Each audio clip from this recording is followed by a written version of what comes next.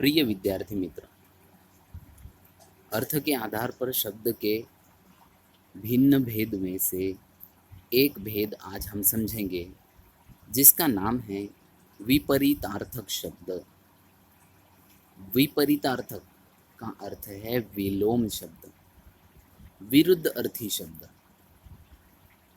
सबसे पहले विपरीतार्थक शब्द, इसकी जानकारी में किताबों में क्या है हम उसे पढ़ लेते हैं।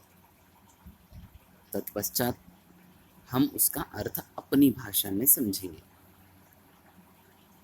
विलोम का अर्थ होता है उल्टा या विपरीत। विपरीतार्थक शब्दों के करवाते हुए यह ध्यान रखें कि अर्थ का आधार तो मुख्य होता है, साथ ही तत्सम तद्भव को भी देखें। अर्थात शीत शब्द का अर्थ ठंडा होना है, परंतु शीत का विलोम इस आधार पर गर्म या गर्मी नहीं होगा, अपितु उष्ण होगा, क्योंकि दोनों ही तत्सम शब्द है। इसी प्रकार उदय का छिपना नहीं हो सकता, उसके समकक्ष अस्त ही होगा। पंडित का पागल न होकर मूर्ख होगा। अतः छात्रों को इसका ज्ञान भली भांति करा देना चाहिए कि तत्सम का विलोम शब्द तत्सम और तद्भव का विलोम शब्द तद्भव ही होगा। हमने जो किताब में लिखा है उसे पढ़ा है, अब हम उसे अपनी भाषा में समझते हैं। क्या बताया जा रहा है कि विपरीतार्थक शब्द, इसका प्रयोग कैसे होना चाहिए। विलोम का अर्थ होता है उल्टा या विपरीत, विरुद्ध अर्थी हम उसे कहेंगे। विपरीतार्थक शब्दों को करवाते हुए यह ध्यान में रखें कि अर्थ का आधार तो मुख्य होता है, साथ ही तत्सम तद्भव को भी देखें। यहाँ सरल भाषा में हम यह कहेंगे कि विलोम का अर्थ है कि उसके विपरीत विरुद्ध अर्थ बताना। यहाँ अर्थ तो मुख्य है ही, परंतु जिस शब्द का हम विलोम अर्थ दे रहे हैं, विरुद्ध अर्थ दे रहे हैं, वह शब्द यदि तत्सम है तो उसका विरुद्ध अर्थी विपरीतार्थक ये भी तत्सम ही होना चाहिए। या विलोम शब्द यदि तद्भव है तो जाहिर है उसका विलोम विपरीतार्थक शब्द भी तद्भव ही होना चाहिए। हमें तत्सम और तद्भव ये पता होना चाहिए, फिर भी हम समझते। तत्सम किसे कहेंगे? जो शब्द संस्कृत से हिंदी में आए हुए हैं और ज्यों की त्यों प्रयोग में आते हैं। इसका अर्थ है कि ऐसे शब्द जो संस्कृत में प्रयोग हुए हैं और उसके बाद अब हिंदी में भी प्रयोग हो रहे हैं, परंतु एज इट इज प्रयोग हो रहे हैं, ऐसे शब्दों को तत्सम शब्द कहा जाता है। और तद्भव किसे कहेंगे? ऐसे शब्द जो संस्कृत में आए हुए हैं लेकिन उनका हिंदी में प्रयोग हुआ है, उनको अपने प्रकार से हमने बदल दिया है, अपने तरह से उन्हें बदल दिया है।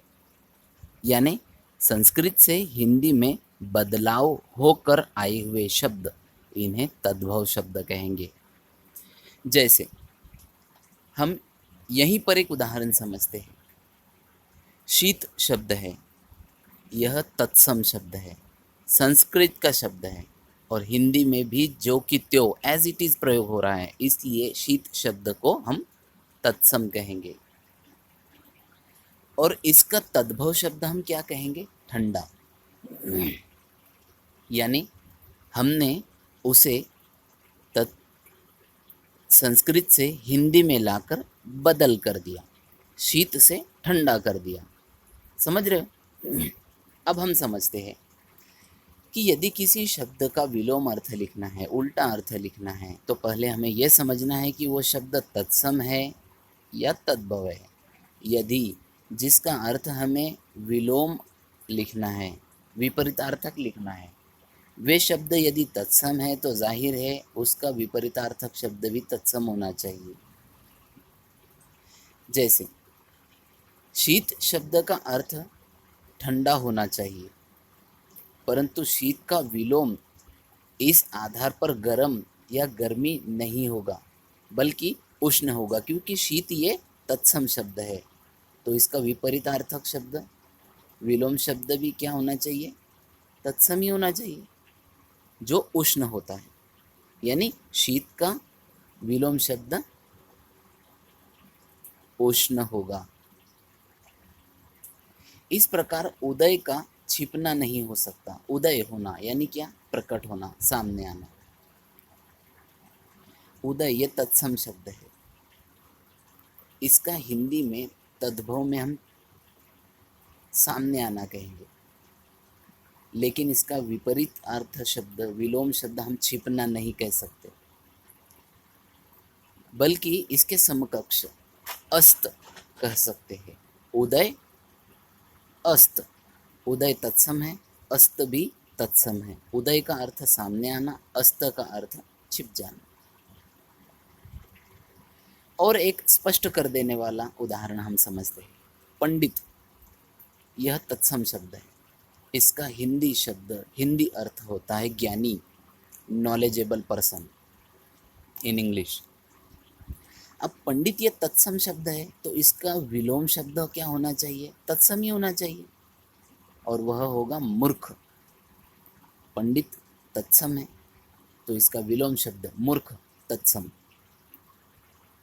पंडित का अर्थ हमने ज्ञानी लिखा था हिंदी में, तो क्या हम इसका पंडित का विलोम शब्द पागल लिख सकते हैं क्या?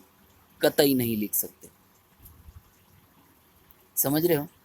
इसका सरल अर्थ यह है कि हम विद्यार्थियों ने यह समझना चाहिए कि यदि कोई शब्द तत्सम है तो उसका विपरीतार्थक शब्द लिखते वक्त तत्सम ही लिखा जाना चाहिए, और यदि कोई तद्भव शब्द है तो उसका विपरीतार्थक शब्द, विलोम शब्द तद्भव ही लिखा जाना चाहिए।